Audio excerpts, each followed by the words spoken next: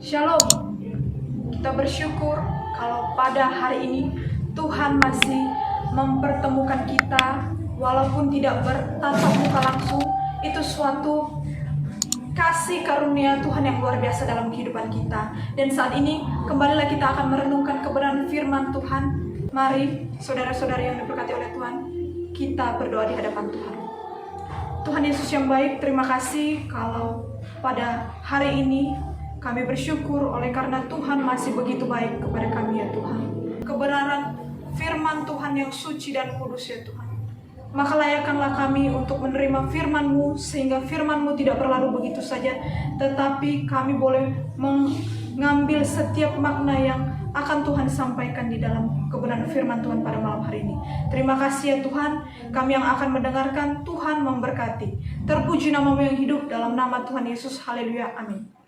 Ya, saudara-saudari yang terkasih dalam nama Tuhan Yesus Kristus, walaupun kita saat ini tidak bertemu secara langsung, harapannya kita yang ada di rumah, saya merindukan bahwa kita semua pastinya diberkati oleh Tuhan. Dan pada saat ini saudara-saudari yang diberkati oleh nama Tuhan, langsung saja kita mau merenungkan kebenaran firman Tuhan yang terambil dari 1 Petrus 4 ayat yang ke-7 sampai dengan ke-11. Nah, saudara-saudari yang terkasih dalam nama Tuhan, jelas sekali kita ketahui bahwa surat Petrus ini tentunya ditulis oleh Petrus sendiri yang merupakan Rasul Yesus Kristus. Nah, surat ini dituliskan oleh Rasul Petrus sendiri untuk ditujukan kepada orang-orang pendatang yang berada di Pontus, Galatia, Kapadokia, Asia Kecil, dan juga Bitinia. Kita bisa melihatnya di 1 Petrus pasal yang pertama. Nah, apakah yang menjadi tujuan surat ini? Tujuan surat ini adalah tentunya agar orang-orang pendatang yang sudah percaya kepada Tuhan memiliki hidup yang kudus di hadapan Tuhan. Nah, saudara yang terkasih dalam nama Tuhan, berbicara tentang Kristen, tentunya sering sekali kita menyebut, bahkan sering kita mendengar bahwa aku adalah orang Kristen. Nah, tetapi yang menjadi pertanyaan, apakah seorang yang Kristen sudah benar-benar memahami bahwa siapakah itu Kristen? Siapakah seorang yang beragama Kristen? Nah, pertanyaan bagi kita, orang-orang yang percaya yang memiliki agama Kristen tentunya. Nah, saya mau menjelaskan bahwa Kristen secara sederhana adalah pengikut Kristus. Secara sederhana kita tahu bahwa Kristen adalah pengikut Kristus. Nah, kembali menjadi pertanyaan bagi kita semua, siapakah dan apakah saya atau saudara yang terkasih dalam nama Tuhan yang dikatakan sebagai pengikut Kristus? Nah, oleh karena itu, pada hari ini kita akan merenungkan kebenaran firman Tuhan tentunya di bawah satu tema, yaitu Kristen yang sejati. Nah, kalau dikatakan Kristen yang sejati, tentunya ada Kristen yang tidak sejati. Nah, siapakah Kristen yang tidak sejati? Kristen yang tidak sejati adalah orang-orang yang tentunya tidak melakukan kehendak Tuhan. Tidak usah saya jelaskan karena kita tidak akan berfokus kepada Kristen yang tidak sejati. Dan saat ini kita akan berfokuskan kebenaran firman Tuhan dengan tema yang tadi saya katakan bahwa Kristen yang sejati. Nah, apa saja yang menjadi ciri-ciri Kristen yang sejati? Yang pertama, poin pertama yaitu mampu menguasai diri. Kita bisa melihatnya di ayat yang ke-7. Saya akan membacanya bagi kita semua. Kesudahan segala sesuatu sudah dekat. Karena itu kuasailah dirimu dan jadilah tenang supaya kamu dapat berdoa. Nah, saudara-saudari yang terkasih dalam nama Tuhan, menguasai dari kata, tentunya dari kata kuasa. Nah, kalau saya mendefinisikan, ini definisi dari saya sendiri ya. Kuasa itu adalah suatu kekuatan yang ada pada diri kita. Sedangkan menguasai adalah sesuatu usaha atau kekuatan yang dapat dikendalikan atau mengendalikan seseorang. Nah, dalam dunia ini saudara-saudara yang diberkati oleh Tuhan, mungkin sangat sulit untuk kita dapat menguasai diri kita sendiri. Sampai ada kata-kata yang sering saya dengar seperti ini, musuh kita yang paling terbesar adalah diri kita sendiri. Berarti jika dipikirkan bahwa musuh terbesar kita itu bukan orang lain, bukan iblis, tetapi diri kita sendiri. Sulit sekali, bahkan saya sendiri pun memiliki pergumulan dalam menguasai diri, ya.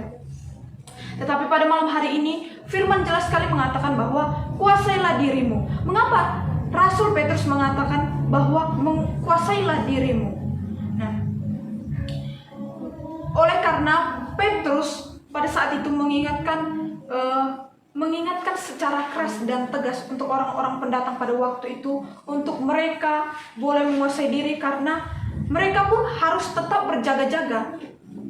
Kenapa harus tetap berjaga-jaga? Oleh karena dikatakan di ayat yang ke-7 itu, kesudahan segala sesuatu sudah dekat. Nah, kesudahan segala sesuatu sudah dekat dan menuju kepada kesudahannya. Oleh karena itu, di poin pertama ini saya mengajak kita untuk dapat menguasai diri kita masing-masing. Memang sulit saudara yang terkasih dalam nama Tuhan, tetapi melalui penyerahan diri yang total kepada Tuhan, pasti tentunya Tuhan akan memberikan kekuatan melalui Roh Kudus-Nya untuk mengingatkan kita agar kita dapat menguasai diri kita masing-masing. Lalu kemudian kita masuk di dalam poin yang kedua, yaitu menerapkan bentuk kasih. Kita bisa melihatnya di ayat yang ke-8 sampai dengan yang ke-10. Saya akan membacanya kembali bagi kita. Tetapi yang terutama, kasihlah sungguh-sungguh seorang akan yang lain, sebab kasih menutupi banyak sekali dosa. Berilah tumpangan seorang akan yang lain dengan tidak bersungut-sungut. Layanilah seorang yang akan yang lain sesuai dengan karunia yang telah diperoleh tiap-tiap orang sebagai pengurus yang baik dari kasih karunia Allah. Dari kasih karunia Allah. Ya, sampai ayat 10 aja. Nah, saya mengambil poin yang kedua ini adalah menerapkan bentuk kasih. Nah, saudara-saudari yang diberkati oleh nama Tuhan Yesus Kristus, kasih ini adalah perkataan yang sangat mudah untuk diucapkan oleh semua orang, khususnya kita sebagai orang percaya. Saya memiliki kasih, saya mengasihi engkau, tetapi pembuktiannya sama sekali tidak ada. Jika diberikan perbandingan, 1000 orang mampu mengatakan tentang kasih, tetapi pembuktiannya secara nyatanya, secara realnya hanya 1 orang lah yang mampu memberikan kasih itu. Nah, di ayat yang ke-8 sampai dengan ke-10 ini, di poin yang kedua ini mengatakan tentang menerapkan bentuk kasih. Nah, berarti secara jelas bahwa Rasul Petrus mengatakan kasihlah sungguh-sungguh seorang akan yang lain. Nah, dia mengatakan secara jelas, secara tegas agar kita hidup untuk memberikan kasih, menerapkan bentuk kasih itu kepada sesama kita. Nah, ini lagi sulit sekali bagi kita untuk memberikan kasih. Mungkin kita sebagai orang yang percaya mampu menerapkan kasih kepada orang-orang yang dekat dengan kita, kepada orang-orang yang kita kasihi, kepada pacar kita, kepada orang tua kita, kepada adik-adik kita. Tetapi kalau berbicara tentang mengasihi atau kasih, memberikan kasih kepada musuh kita, apakah saudara-saudari yang ada di rumah mampu untuk melakukan kasih tersebut? Tentunya secara manusia pastinya tidak bisa. Sulit untuk kita mengasihi orang yang sudah menyakiti hati kita, bahkan sudah membuat akar pahit di dalam hati kita. Dan terlebih daripada itu, saudara-saudara yang terkasih dalam nama Tuhan, kembali pada hari ini kita diingatkan bahwa kita harus menerapkan bentuk kasih di dalam kehidupan kita. Tidak hanya mampu menerapkan bentuk kasih, tetapi benar-benar kasih yang nyata. Nah, kenapa Petrus mengatakan untuk kita menerapkan kasih? Oleh karena Yesus yang sendiri adalah kasih agape yang tidak menuntut balas, yang rela mati di kayu salib untuk menebus manusia. Itu adalah salah satu bentuk nyata dari kasih. Dan ketika Tuhan Yesus saja mampu untuk menerapkan kasih, memberikan kasih kepada manusia tanpa memandang wajah, tanpa memandang bulu, Tuhan tidak pernah memilih-milih, membeda-bedakan kasih. Oh, jika dia orang kaya, aku mengasihinya, aku memberikan kasih kepadanya. Tidak, saudara. Tuhan Yesus tidak seperti itu. Tetapi dengan dia mati di kayu salib itu sudah membuktikan bahwa kasih Tuhan benar-benar nyata bagi setiap manusia yang berdosa. Kemudian saudara-saudari yang terkasih dalam nama Tuhan, kita masuk di poin yang ketiga, yaitu di ayat yang ke-11 dikatakan bahwa jika ada orang yang berbicara, baiklah ia berbicara sebagai orang yang menyampaikan firman Allah.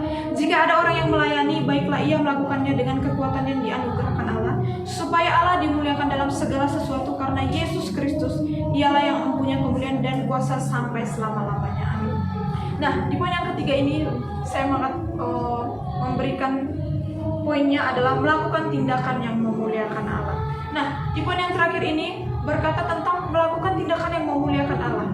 Berarti, kembali lagi, ada hal-hal atau tindakan-tindakan yang tidak memuliakan Allah. Tentunya tindakan yang tidak memuliakan Allah seperti melakukan hal-hal yang tidak sesuai atau tidak berkenan di mata Tuhan. Nah, untuk itu pada malam hari ini dikatakan bahwa di poin ketiga melakukan tindakan yang memuliakan Allah. Melakukan tindakan yang memuliakan Allah seperti apa dan bagaimana tindakan yang memuliakan nama Tuhan. Jelas sekali di ayat yang ke-11 ini dikatakan bahwa baiklah ia berbicara sebagai orang yang menyampaikan firman Allah. Jika ada orang yang melayani, baiklah ia melakukannya dengan kekuatan yang dianugerahkan Allah. Nah, sudah jelas sekali bahwa dikatakan di ayat yang ke-11 ini, itu adalah suatu tindakan yang memuliakan nama Tuhan, memuliakan nama Allah. Nah, jadi tidak perlu lagi bertanya-tanya bagaimana tindakan yang memuliakan nama Tuhan. Karena sudah jelas di ayat yang ke-11 ini. Poinnya adalah kita sebagai orang yang percaya harus berbicara sebagai orang yang menyampaikan firman Allah dan melayani, baiklah ia melakukannya dengan kekuatan yang dianugerahkan Allah. Nah, dari poin yang pertama sampai yang terakhir, saudara-saudara yang terkasih dalam nama Tuhan, tentunya tidak untuk kita sekedar mendengar dan membacanya, tetapi pada hari ini kebenaran firman Tuhan mengajak kita untuk hidup sebagai Kristen yang sejati.